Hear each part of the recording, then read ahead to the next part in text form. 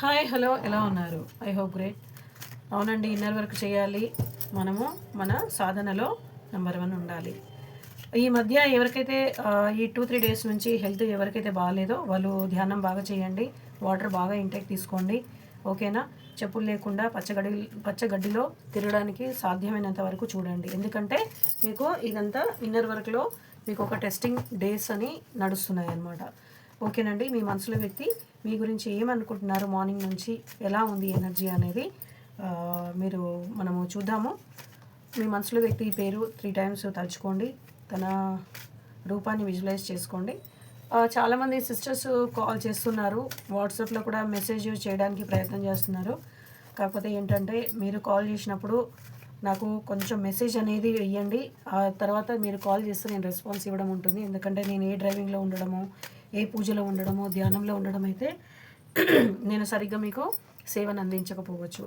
ఓకేనండి. తీసుకున్నారా? మీ మనసులో వ్యక్తి పేరు 3 సార్లు తీసుకోండి.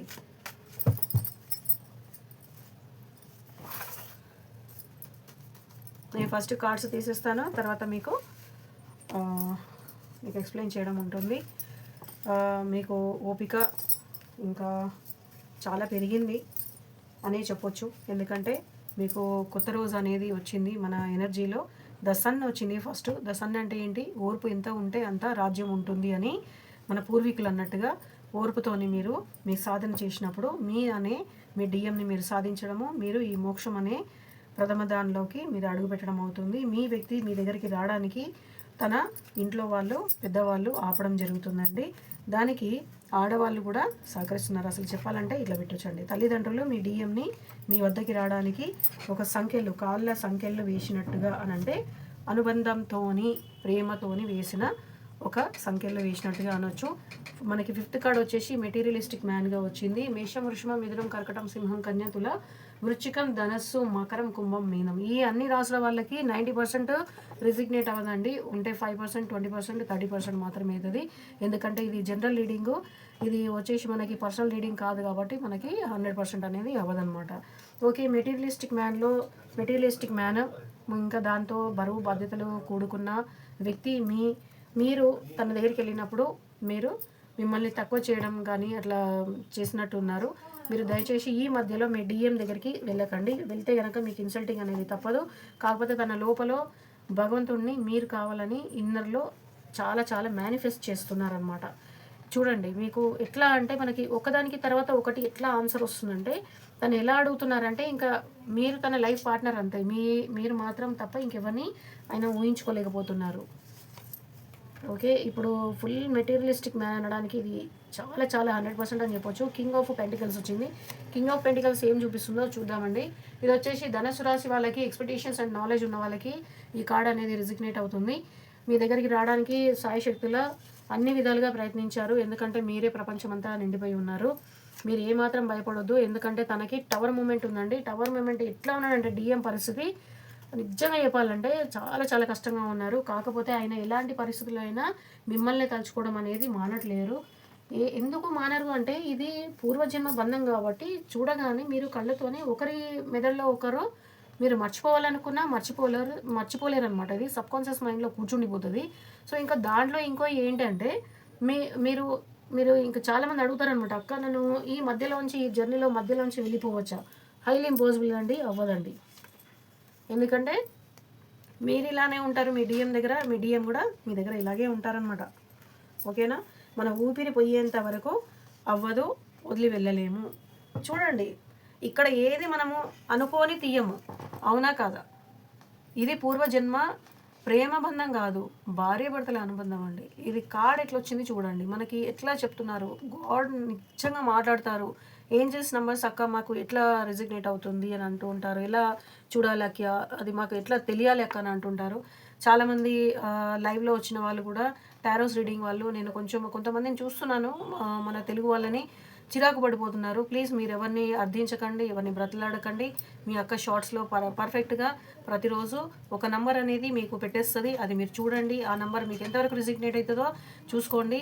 షార్ట్స్లలో కూడా చూసింది శ్రీనివాస్ గారు కానీ, కృష్ణవేణి గారు కానీ, ఇంకా శోభారాణి గారు కానివ్వండి, డేవిడ్ రాజు గారు సార్ కానివ్వండి, ఎవరైనా సరే మన సబ్స్క్రైబర్స్ మాత్రం కంపల్సరీ ఆ నంబర్ రాసుకొని మంచిగా ఒక ప్రేమ సింబల్ పెడుతున్నారు, క్లెయిమ్ చేసుకుంటున్నారు. అలా చేసుకోండి. క్లెయిమ్ చేసుకునేది మీకు రెసిగ్నేట్ అవుతుంది, మీ లైఫ్లోకి వస్తుంది. దీవెన అనేది కావాలి కదా మనకి. సో మీరు అధైర్యపడొద్దు. మిమ్మల్ని విడదీసేది ఎవరికీ లేదు. నిజంగా చెప్పాలంటే భగవంతుడు కూడా మిమ్మల్ని విడదీయలేడండి. ఇది ఎందుకంటే సోల్ పర్పస్ అనేది మీరు ఏదో ఒకటి పెట్టుకోండి.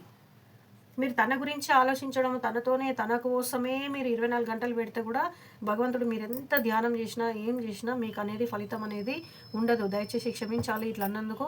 ఉండదు. ఎందుకంటే మీరు సోల్ పర్పస్ అనేది ఏదో ఒకటి పెట్టుకోవాలి. మనకి ఎందుకు అంటున్నారు అంటే దీంట్లో మూగజీవాలకి అంటే మనము మానవులు చేసేంత వరకు మనం సేవ చేయాలి. ఈజీగా మీకు ఒక ఎగ్జాంపుల్ చెప్తాను. అంత పెద్ద ఏనుగు ఉంటుంది, ఎన్నో వేల టన్నుల ఏనుగు. దానికి నోరివ్వలేదు భగవంతుడు. తనకు ఆకలేస్తుందని చెప్పలేదనమాట ఆ జంతువు. మీరు ఆలోచించండి, మీ కళ్ళ ముందే ఎన్నో జంతువులు తిరుగుతూ ఉంటాయి, దానికి ఇంత అన్నం పెట్టండి. అది అనమాట భగవంతుడు కోరుకునేది మీ నుంచి. అది ఒకవేళ మీ ట్విన్ ఫ్లేమ్ జర్నీలో పర్ఫెక్ట్గా అయిపోయి మీరు మీరు కరెక్ట్గా మీ హయ్యర్ సోల్స్ కరెక్ట్గా ఉండి భగవంతుడి దీవెనలో మీకు కళ్యాణం అయిపోయింది, ఇప్పుడు విడిపోయారు, మళ్ళీ కలిశారు. అలాంటప్పుడు మీరు ఏం చేయాలి? ఇలాంటి సేవ చేయాలన్నమాట. దాని తర్వాత ఇంకో ఏంటిది, మనకి దీవెన అనేది ఎక్కడ ఉంటుంది? భగవంతుడు ఎందుకు సపరేషన్లో పెడతారు? మీరు మీ సాధనలో మీరు భగవంతుడిని తెలుసుకోవాలి అని పెడతారనమాట. అప్పుడు మీరు మళ్ళీ కలిసినప్పుడు ఒక ఎట్లా అంటే ఒక రోగిష్టి ఉన్నారనుకోండి, అస్సలు నయం కానీ ఒక రోగం ఉన్న మనిషి మీ మధ్యలోకి వచ్చారంటే మీరు తన పైన మీరు చేయి పెట్టి దీవిస్తే వాళ్ళ రోగం అనేది మళ్ళీ తిరిగి రాదు. అంత హీల్ అయిపోతారు అనమాట వాళ్ళు. అంటే మీరు మళ్ళీ మళ్ళీ చనిపోయిన తర్వాత కూడా మళ్ళీ పుట్టాలంటే భగవంతుడు మీరు అవసరం ఉంటేనే ఈ భూమి మీద పుట్టిస్తారు, లేకపోతే పుట్టనీయరు. అంత హయ్యర్ సోల్స్కి రావాలి. మీరు అంత జపం తపం చేసి ఒకరిని ఒకరు తెలుసుకొని మీ లోపల ఉన్న భగవంతుడిని మీరు కలవాలి. అప్పుడే మీకు అనేది మీ యూనియన్ అవుతుంది. మీ కళ్యాణం చేసుకొని మీరు విడిపోయినా మళ్ళీ కలవడానికి ఒక కారణము, దీనికి ఒక పర్పస్ ఉంది. మీరు ఏదో జస్ట్ మేము కలిసేసినాము, ఇది సోల్ అని అంటున్నారు. కాదు, మేము ఒకరి మీద ఒకరు మనసు పడిపోతున్నాం. లేదు, డీప్గా వెళ్ళిపోండి. నేను చెప్పిన దాన్ని మంచిగా వింటున్నారు కదా. ప్రతి ఒక్క సిస్టర్ అయినా బ్రదర్ అయినా, అక్క నేను మీ వీడియో చూస్తున్నాము, లైక్ చేసిన తర్వాతనే మేము ప్రశాంతంగా పడుకుంటున్నాము అని అంటున్నారు. Thank you very much. కాకపోతే ఏం నేర్చుకుంటున్నారు మీరు? ఇది నేర్చుకోండి. ఇవాళ కొంచెం ఇచ్చినా కదా మీకు జ్ఞానం. ఇంకా దీని గురించి ఇంకా డీప్గా చెప్తాను. మీరు ఇలాగే ఫాలో అవుతూ ఉండండి. కొత్త సబ్స్క్రైబర్స్ హార్ట్లీ వెల్కమ్ అండి. Thank you so much. ప్రతి యూట్యూబ్ ఛానళ్ళల్లో సబ్స్క్రైబర్స్ పెరుగుతూ ఉంటే చాలా సంతోషిస్తారు. But I feel very bad. ఎందుకంటే ఈ లూప్లో ఉన్న వాళ్ళు ఇంకొకరు జాయిన్ అయ్యారు. వాళ్ళని హీల్ చేసే బాధ్యత భగవంతుడు నాకు ఇచ్చాడని మనస్ఫూర్తిగా దేవుడికి నేను వందనాలు చెల్లించుకుంటూ ఉంటాను. మిమ్మల్ని మీ ముందుకు నడిపించడానికే నేను వచ్చాను. ఇది నా సోల్ పర్పస్ అనమాట ఇది. ఓకేనా? మీరు ఇంకా ఏమైనా డౌట్స్ ఉంటే దయచేసి అలాగే రాయండి. మీ కామెంట్స్లో రాస్తున్నారు, నేను ఇస్తానండి. ఒకటి తర్వాత ఒకటి ఇచ్చాను, ఒక సిస్టర్కి ఇచ్చిన, ఒక బ్రదర్కి ఇచ్చిన, రేపు ఇంకొక దానికి ఆన్సర్ ఇస్తాను. ఓకే, శివోహం.